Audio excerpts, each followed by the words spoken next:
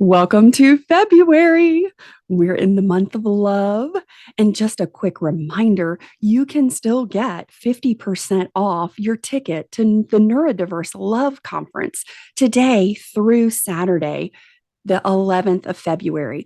I will have the link down in the show notes so you can go see all of the presenters. Dr. Ali Arena, my coaching partner for the Neurodiverse Communication Ecosystem, is presenting, and she's talking all about her jam, which is communication styles. And I'll be presenting at 1:30 on the 14th Eastern Time about sex and burnout, how that shows up in our relationship. So don't miss that amazing discount, 50% off. Well, today I have an amazing guest, a really good friend of mine, and Tammy Cho is going to be revealing how burnout shows up on the face and in the body. You aren't imagining it. You haven't been imagining that maybe if you've been in burnout a long time that you look different than you used to. We do look different in burnout versus how we look in Thrive. Imagine how much compassion and grace you can extend to your body when you understand the insights Tammy will be sharing with you today. You got the episode queued up, so stick around, share this powerful and enlightening conversation with Tammy and I today that will open your mind to the physical side of burnout. I want to make sure that you don't miss the incredible gifts that Tammy has included for you. There's a meditation link down in the show notes. And there's also a link to a special event that Tammy is going to be conducting tomorrow, Thursday, February the 9th. And for you, my friend, it's free. So be sure you go check it out. Tammy is going to be teaching a whole new perspective from a lot of the things you'll be learning in this episode today. And it's how to embody your goals in 2023. I took this workshop with Tammy back at the beginning of January, and I'm telling you, it was powerful. It really made me think differently about how I approach my daily life and how I show up for myself and the things that happen in our world every day. We have these like goals and things that we want to do. And then when we don't do them, we feel really crappy, like we failed. And then there's a lot of shame and guilt. Tammy has some incredible ways to help you break out of that and to really start living in the direction that you want to go, not anybody else. So be sure to stick around and get in the show notes for that and sign up because it's tomorrow and it's free. I don't want you to miss it. And Tammy actually was really generous and included her email address, and that's in the show notes too. If you can't make it tomorrow, but you'd like to get the replay, she said just email her, she'll send it to you. And Tammy's such a sweetheart. Also, I got another little thing real quick before we get going on this amazing embodiment episode with Tammy Cho. Stick around to the very end. There's something new. If you're a subscriber on Spotify and you have access to the Mind Your Autistic Brain workshops and all of the amazing goodness that I've got going on that I share in there with our subscribers, you got a new episode yesterday. You got a workshop. It's a 2-part workshop, Quantum Leap Your Burnout Restoration Journey, and there's a special link in there. Stick around to the end, and I'll give you all the insights and the juicy goodness if you'd like to join the new subscribers community. So here we go. Hi, I'm Carole Jean, late identified autistic ADHD human, and your host of the Mind Your Autistic Brain talk show and Burnout Restoration Unveilers community. You're about to experience the new way to thrive as a neurodistinct brain and body by getting off the chronic cycle burnout loop for good. By unveiling your authentic self, defining what thriving feels like for you, knowing your burnout signpost, so those top 20 burnout warning signs are a thing of the past, and stepping into your best life as the creator and leader you are meant to be. Get ready, because this is where we go against the mainstream, say no to outdated self-care tips, and we say yes to who we are in order to create an energized, authentic, peaceful, and harmonized world. Welcome to Mind Your Autistic Brain. Tammy, welcome to the show. I am so excited you're here. Oh my goodness. Path to the heart. I mean, that just in itself speaks volumes and is so powerful. What does it mean to be a body whisperer? I mean, I love that so much. Well, thank you. Thank you for having me, Carole. And I love to explain, like, because a lot of people have asked me that, what exactly is body whispering? And essentially, what I do, Carole, is I help someone see and understand themselves through their own facial characteristics, through their body shape, how they walk, how they hold their posture, and I help them see and understand themselves so they stop running away from themselves. Essentially, Carole. Um, and I'm not sure, where people are at with this, but we always hear about this body, mind, heart, soul connection. And oftentimes we think about the body as just having sort of physical ailments and things like that. But what many people don't know actually is that our body is a direct reflection of our thoughts and emotions, like literally to the shape of our face, to our eye shape, to the nostril. So it's quite interesting, like that. And I use this to help someone essentially, um, like connect them back into their body and their hearts in this way, because I think we often look in the mirror and we put on our makeup and we go about our day, whatever that looks like, and we don't really see ourselves. And that's a big missing piece I notice in a lot of the high achievers I work with, Carole. Oh, yes. I mean, you are speaking the path directly to my heart and that one. That's a really big conversation that we have in our autistic and ADHD neurodistinct community.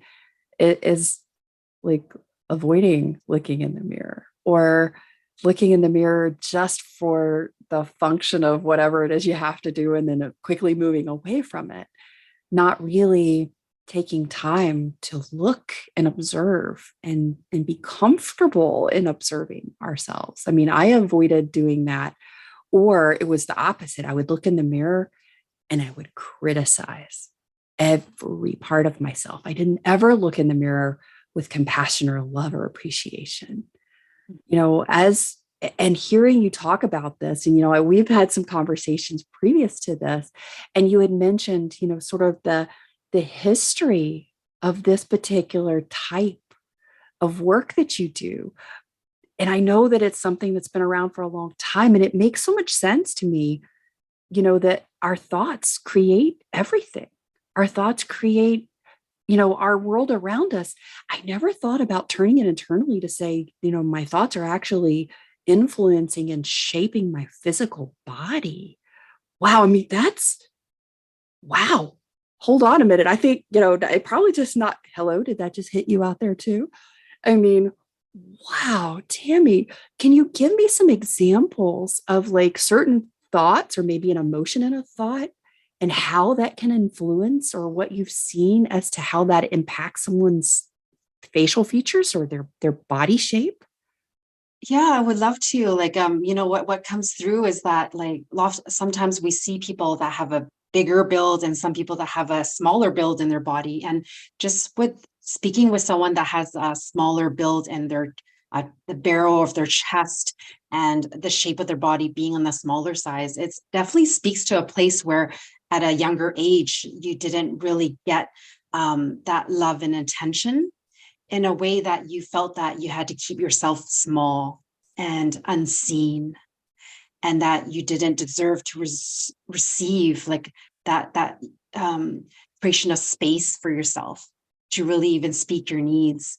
And so often that will speak of a smaller frame of body, not to say they don't have a lot of love. I mean, it's really about looking the ratios of a body too, and knowing that, like, when we look at the ratios, we can see that they have so much love to give, and yet their upbringing has shaped their body in this way to it's literally to the size of their bone, to like the size of their body and how much air they could take in and receive, the gratitude, all of these things. And so that's one of the ways that it manifests and creates in our body, literally. Mm. In our neurodistinct population, one of the big things that a lot of us talk about is that, we've had unhealthy, controlling relationships with our food. And you just like, for me, you just spoke to that of like, it was how I could control something, but it was also how I could make myself as small as possible to take up the least amount of space, like actually shaping, my body in that way. Or through stress and other things, then over on the opposite side, then I would overindulge and I would get bigger. And then I would be like, I'm taking up this space, but then I'm also, this is just one more way that I can sort of lose myself in the food. And it then impacts my body. And holy cow, there's a lot to process on an emotional level just thinking about that. How do you begin to, like, once you recognize, like, oh man, how I think informs my physical body, even down to the shape of my nostrils. Where do we start to shift some thought for that? Like, what's sort of like the first step in that process?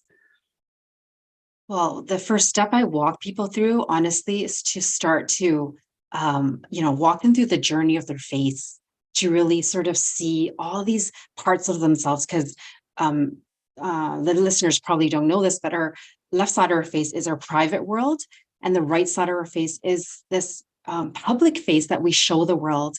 And yes, I walk someone through looking at their strengths and the challenges and internal conflicts within themselves, but also to the intention. My true intention is to help them drop from the head to the body and to actually witness and see themselves, and to hold space for someone to actually start to shift that relationship with themselves.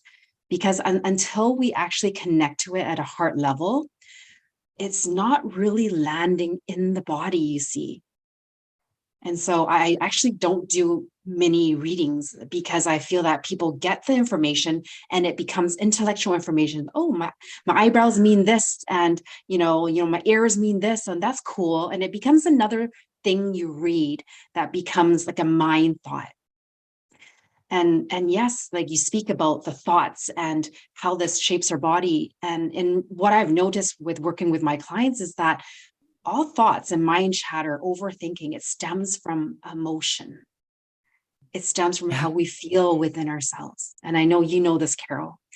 And it's like oftentimes when I get people to come back to the body and feel themselves and to tap into some symptoms in their body, or like, pain in their body, or like a health condition, oftentimes it is connected to the emotions, and everything else like stems from that. That has been my experience for sure. I would have to second that. That has been definitely mine. And with several co-occurring health conditions, I found that when I was in extreme burnout and my emotions were very dysregulated and were really kind of all over the place, my physical health was so much worse. And it was like, the more out of control and big my thoughts and my emotions were, the more the physical symptoms of my condition manifested larger and more extreme. And it was really in that realization that my mind had so much more prescriptive medicine in itself than any prescription that I picked up at a pharmacy ever could, on a lot of levels, not like 100%, because every now and then there's still those things where that is, that medication fills in something your body doesn't make. But that was a big one. Tammy, I would love to know sort of your journey or your path to the heart for you. How did you come to this? What was your big why for practicing in this way? Yeah, well, first of all, I just want to, touch base because I had come from working as a nurse for, 20 years. And, yes, there's a time and place for medication.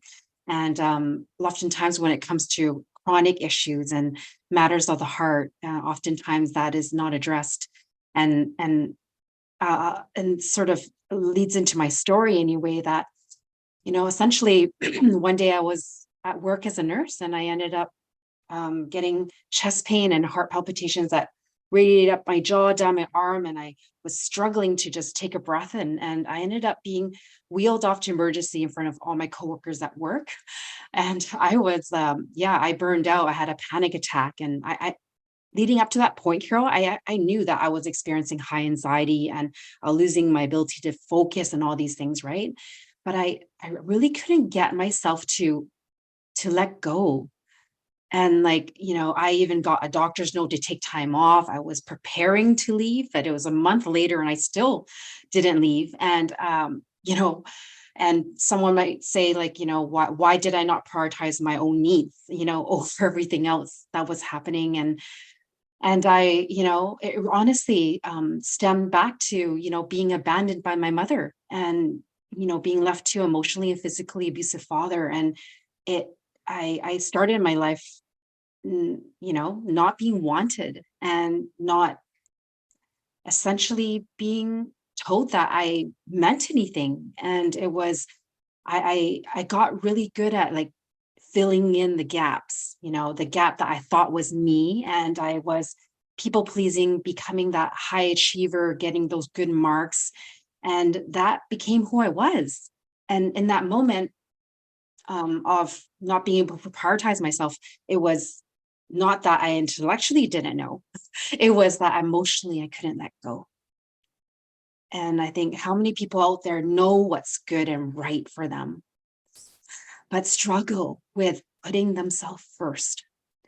And that's very much why I created Paths to the Heart. I mean, yes, I got this download and I was told, divinely guided to start this business and all of that. But in my own story and in my heart, it's it all came down to how I felt about myself and how much self-love and acceptance I had for myself.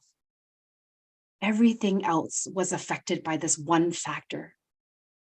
And so this is why I choose to lead people back to the heart, exactly through the body, through the emotions, back to self. So we can make those decisions we are so intelligent and smart. We do have our gifts. We do have all these impacts we want to make and the difference we want to make. And it's we often hear we're in our own way.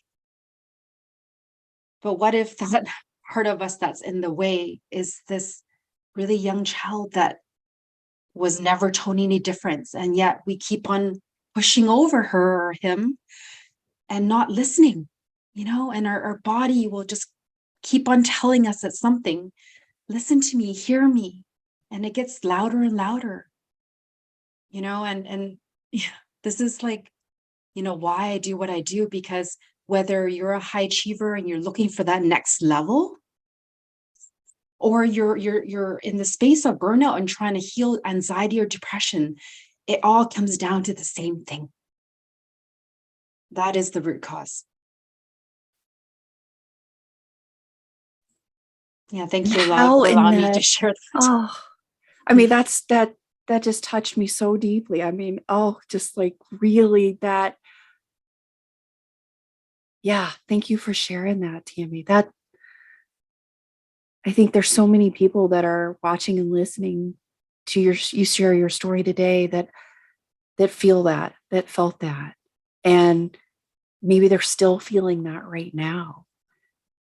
And I see this beautiful, glowing woman in front of me who has gone from having this full-blown panic attack and feeling unwanted and unloved, and that it wasn't okay to show up for myself, that I had to keep people pleasing because that's what I'm quote unquote supposed to do. And we talk about this all the time on this show. We're shooting ourselves to death. We just shoot ourselves all over the place. What was it? What happened? Was it that you came across this particular aspect of seeing and how our emotions tie to our face? How did you come to this place to start your journey, your path back to your heart, Tammy? Honestly, Carole, I was, as being that numbed person that I was, just going through the motions of life, doing all the things, hitting all the goals. But when I slowed down, I just knew and it honestly wasn't until my daughter was 6 months old and she was lying there in one of those baby Einstein mats, right, with the hanging toys. And for the first time, she hit one of those hanging toys intentionally at 6 months old. And there was actually a community nurse that was in my living room on my couch to the right of me. And she said, Tammy, did you see that? And I saw it. But I was honestly so disconnected and thinking about everything I got to do to keep this child alive that I couldn't connect to even my own daughter. Like, and just saying that always makes me emotional, just realizing that's how far I was in it. And I realized that I was turning, I mean, no, I wasn't abandoning my daughter, like my mom had did me, but it was like I was emotionally abandoning my daughter, and that, put that initial fire under my bum to start. I started, obviously seeing counselors and therapy and all these things, and to take care of myself, because I had to do this, now that fire was sparked. And I started doing NLP practitioner, and I was trying to master the mind and did all these personal development, and the answer wasn't there. And so I went into energy healing, and I realized that people that were intuitive and were empaths could feel me when I didn't trust myself to share things. And it was opened up me to a new world. And yes, it made a huge difference. And I did Reiki and shamanism and bioenergy healing and a realm of things, and it helped. But Carole, when I stopped, like I was exchanging energy healings every week, sometimes 2 to 3 times a week. And if I was honest with myself, when I stopped doing them, then all the feelings of anxiety and the chronic anxiety and depression I had came back. And I was, I'm a truth seeker. And because I really value freedom, I kept on looking. And I went through 4 years of emotional and spiritual healing. And that's when I came across psychosomatic therapy, which is the study of the body, mind, heart, soul, and the face reading and things like this. And it just, everything fell together, like my journey of like body, energy, heart, spirit, and then now coming to the body, I realized as I was going through this and now having my master's now, but it's like seeing how through the journey of seeing my picture when I first started on this journey and how my face and body has changed, and realizing my body was showing that I was yearning and reaching out for love. Like literally you feel like something in your chest that balloons out. And it's like I was reaching for, at the same time, my body was pushing love away. Like I had to like tangibly see this and bring it all together within myself and really be brutally honest with myself, radically honest with myself that, you know what, this is happening, this has a change. And it just like deepened me again and again into realizing, wow, there's more love here for me. I have a lot of power. This is my body. It's sacred, full of wisdom and amazing, and so am I. And we are all one. And oh my gosh, yes. And I think so many people are, we hear about the body, mind, heart, soul connection. And until we actually have this experience where we're linking in the thoughts, like seeing it and connecting it, all these pieces where you start to not address your part separately or make any part wrong. It's not separate. We're all connected and it's actually all one. And I think we hear that oneness business, but we are all one right here. Oh, yeah. There's just so much in that to unpack. Oh my gosh. I just celebrated my 30th high school reunion. And it was really interesting because, I hosted the online event. I thought, oh, I can't make the trip. There's a lot of us that live all over the place. I'll just host the online thing. And one of my girlfriends from high school posted some of our pictures from graduation. And I was like, oh my gosh, look at this. And I looked at myself and I took a picture of myself that night. I don't know if you probably saw it on LinkedIn. And I had my picture today and my picture from high school from 30 years ago. And my friend Jessica said, how do you reverse age? And I remember thinking, when I started this journey of myself back in 2016, that was really the beginning of my burnout restoration journey. And so much of what you're speaking to about the shape of your face, the shape of your body. And I look back at pictures of myself and I almost feel unrecognizable because my face has changed. And I remember at one point, about 2 years in, I got kind of excited and I'm like, I don't know what this is. Now I do. But at the time I'm like, I don't know what this is, but I feel like I'm literally reverse aging myself. And I had even said that to myself. Like I look, I look the way I feel on the inside. It finally feels like it matches. Like I look back at my 18-year-old, 17, 18-year-old self, and I went, bless your heart, you had no idea. You were struggling so much. You didn't understand that you were okay just the way you were. You were so busy trying to figure out how to fit in and why you were different and all of these things. And I could see that on my face. I could see that on my body. It was like there was almost like this harder look to my face. And there was this lack of sort of that joy, right? Because I didn't have that. And I look at that picture of myself today and I'm like, I can see the internal part there in such a way that, until I met you and really started to put these pieces together, I thought, oh, I'm finally just doing things that are healthy and taking care of myself in a new way. But it was really, and looking at some of those pictures of like when I had gained 100 pounds and I was like 256 pounds and I was in the worst burnout of my life and I had small kids and financial stress and all this stuff. And I look at those pictures and I'm like, whoa, that was one really miserable, ill on so many levels, not just physical, but like emotional and mental ill individual. And it was showing up on the outside. And to see the autistic burnout, and I've seen other autistics online post their like pictures when they're in burnout and when they're feeling better. And like sometimes the progression of entering burnout and then going deeper in those degrees of burnout and they're categorizing and they're cataloging, this is my physical decline. And you're here telling us what we intuitively are knowing, but in a way that's sort of speaking to the intellectual, but also to the heart of, hey, there's a reason.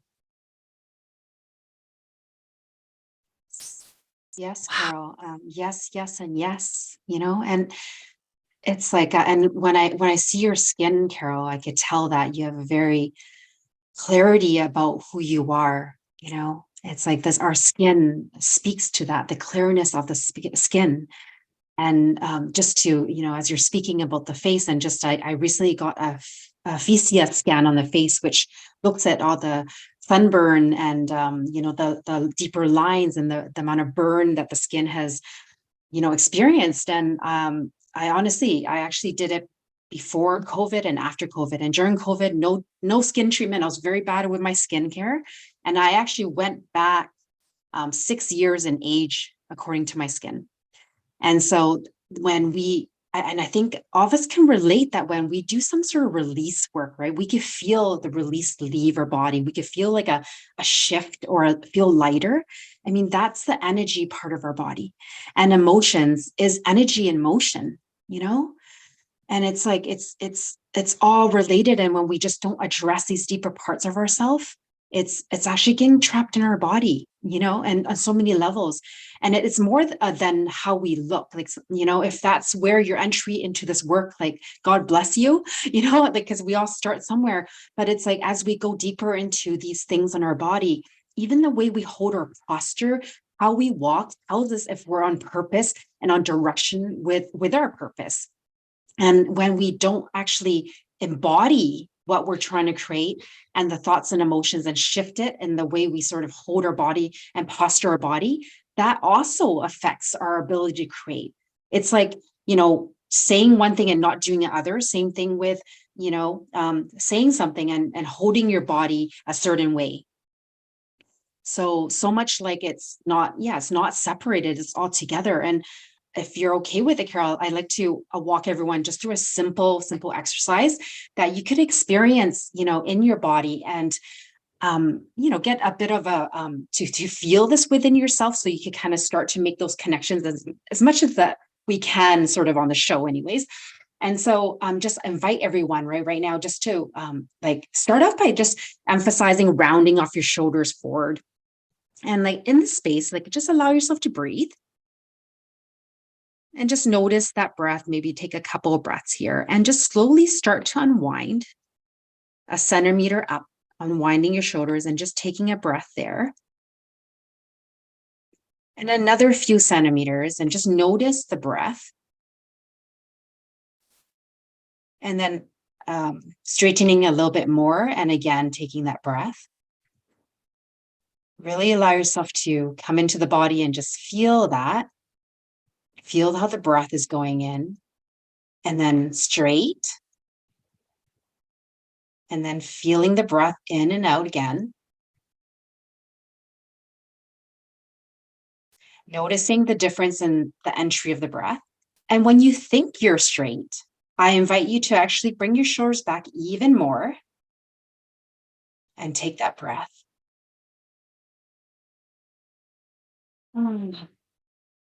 Just notice the difference of all of that. And so in this exercise, what I was highlighting was that when we round our shoulders, and some of us obviously round it more than others, is that it's a place that we're holding in our heart space and we're feeling fearful at some level. And this, you can see that depending on how we are holding our body and where you're at with that within yourself, is that it affects how much you can actually receive in the breath. Receive, let in, and let go even. And just noticing that oftentimes we're rounded up in front of the computer. And obviously there's a difference with doing something transiently, and also when they're always having sort of that roundedness at all times. And notice that when you're in front of the computer and you're rounding your shoulders, are you actually feeling empowered in that moment? Or you're feeling fearful of not getting things done? And just be present to that. And of course, there's people that the whole bone structure has changed to actually format that. And so there's different variations of this for people. And so this is just one of the ways that if we are actually, going about life wanting to, make that impact and do our goals and things like that. But what space are we creating from? Are we creating from fear or openness? And when we hit those goals, are we allowing ourselves to receive it? Do we have gratitude for self? Can we let ourselves in? Even though we hit those milestones in life. Because I tell you this, I'm working with a client that's in her 70s. And I'm so grateful she's come to work with me now, because she has lived life not letting herself in and hitting all the things and still trying to hit things. And she's like, thank you, Tammy. Thank you for helping me receive myself. Because honestly, all this effort we put into life, and when we hit those goals, we can't even feel love for ourselves. What kind of life is that? Oh really? my gosh, yes. If you're hearing this today and this is really resonating with you, if you're recognizing that you're not allowing yourself to receive your full self, like Jessica Michael said, I was hitting all my goals, but I was still failing. Are we still failing to receive ourselves? Are we still failing to be open? And I know that's something I've talked about, and we've had a discussion on the show before about receiving, and when we have felt like all we could do was give because that was what was safe, that it didn't feel safe to receive. If this has spoken to you today, if Tammy has spoken to you and reached a part and a path to your heart, please reach out to her. Reach out to her to work through this journey of self-love and embodying that self-love and acceptance, because you fully deserve this. You are worthy of this. This is your birthright to stand in your sun and your skin and yourself and embody and embrace all that you were created to be. Because there is nothing that you have to do to be worthy to receive. You already are. And Tammy Cho will help get you there in that path to your heart. Absolutely. All of the contact information for Tammy will be down in the show notes. Tammy, what is the one thing you would like people to know today? Those who are starting this journey and that path to themselves, what is the one thing you would like them to know? What I feel called to say is that, know that you're not alone, and that almost everyone is experiencing the same thing on different levels. And it really just takes that moment of vulnerability and courage just to speak for yourself and ask for help. Because I know how hard that can be. And to have everything put together and still feel like you need to ask for help. That's the courage. And vibration, our consciousness and vibration shifts at the vibration of courage. So I'll leave that with the guest today. And I love you. You deserve it. Speak to the vibration of your courage. Oh, that is powerful. That is powerful. Thank you so much for joining us and sharing this path to the heart with us today, Tammy. This has been transformative in so many ways. Thank you for being here. Thank you for being a part of the Mind Your Autistic Brain conversation and community, because we're all seeking the path to our heart, to live our best thriving life, and to not just give, but to also receive. Okay, just as promised, let's talk all about the new community. So every week we have incredible conversations here on the Mind Your Autistic Brain talk show. And I don't want the conversation to start here. I know when you hear this, you process it and you've got questions. You may have things you want to share that have happened in your life that relate to the conversation that we had that week. Well, we have a new subscribers community over on the Mind Your Autistic Brain learning platform. And if you are a subscriber on Spotify, you got a new episode yesterday just for you. It's the part 1 clean slate on how to get started on your quantum leap burnout restoration leap year. And in the show notes for it, there's a link for you to get free access for a whole month to the new community. There's a great place to have conversations with other community subscribers, community members. Each one will have a section for the episode, the talk show. We'll even do special appearances where we'll have the guest from the show come back and do a live Q&A with our community there.